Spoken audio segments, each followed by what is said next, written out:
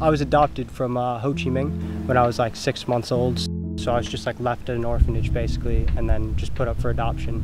So yeah, I don't know who my real birth parents are or kind of like where I actually come from. I grew up in the United States my whole life with American parents.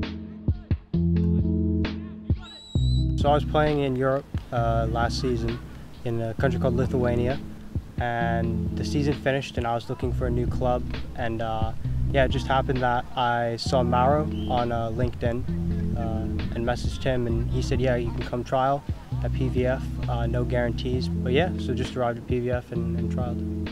Normally a player who play in a division in Europe, first or second league, it doesn't matter which country, normally should have a minimum quality, you know, at least to come to Vietnam and try. And we are being patient to see what is the level he can reach. He has some really good physical conditions, stamina and his speed and intensity in the game is good.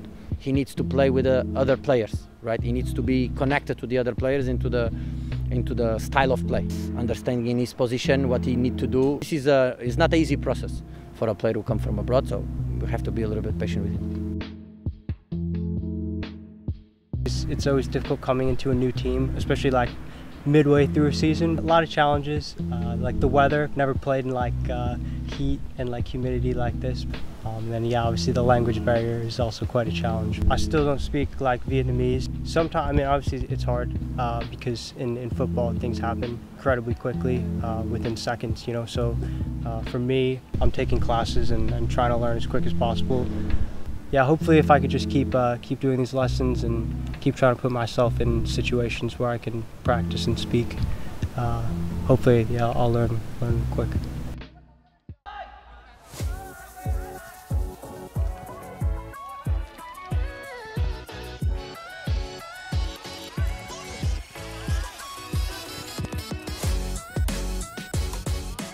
All the players at PVF, I think are very, very good. I think that shows in the type of football that we play. You said I've only been here for 3 months, and a lot of the guys at PVF, you know, have been at PVF for, you know, 5, 6, 7, 8 years. So they've all grown up in the academy together. They've all built like these relationships, whereas, you know, I'm still working towards that. He got some improvements, especially in terms of the decision making, also understanding our playing style, our philosophy, you know. And we have the season until July. Of course, our plan is until July to see what he can do. So we are still in the middle of our phase of developing the player.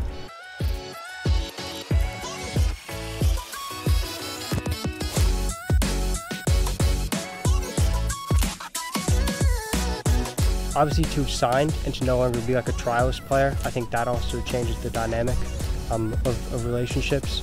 Because as a trial player, I think a lot of the players, you know, don't know if I'm going to be here like the next week, but everyone was super welcoming. A lot of the guys like try to speak to me in English.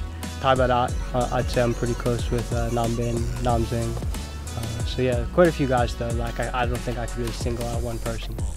So individually, obviously, I'd love to make my debut soon. The priority for me has always been team first mentality. If I can do everything that I can in training and help push, you know, the rest of my teammates, you know, and we win games and we get promoted, then for me, I'll be very happy.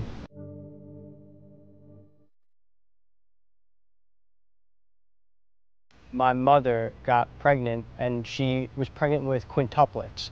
So it was 5 babies at once, and she gave birth to 5 babies, but prematurely, I believe, and unfortunately, all of them ended up passing away shortly after birth. And I know that's really traumatic for my mother, and I don't think she wanted to go through pregnancy again.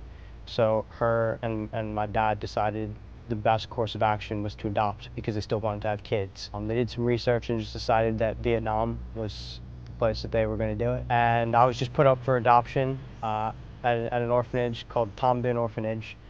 Yeah, I just got really lucky that yeah, I ended up with them.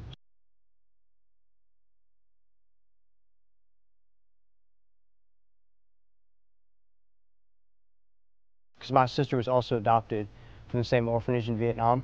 We're not like blood related or anything, but they sat us both down and were basically just like, yeah, you guys are adopted from this place called Vietnam. So then we had like a whole conversation about that and like what it meant.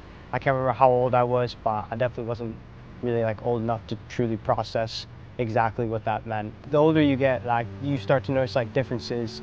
Like in my town, for example, there wasn't a ton of diversity, so not a lot of kids, you know, like looked like me, you know, growing up. And obviously, I didn't really look like my parents. And like when you're young, you're kind of naive. You don't really notice those type of things. But you know, like when you get a little bit older, you start to ask more questions and wonder. So some of it made sense, but a lot of it didn't really make sense. And I think just as I got older, I kept asking questions and trying to understand more. It's tough sometimes, you know, because like you know, when people say to you, they say like, "Oh, you look like your dad," or like you have like your mom's eyes. For me, that's quite sometimes sad because I'll never really know. I think you know, which kind of sides or what I took, I guess, from my birth parents. So in a lot of ways, that's kind of tough. But yeah, I still can't like really express how fortunate I am, you know, to end up where I am now.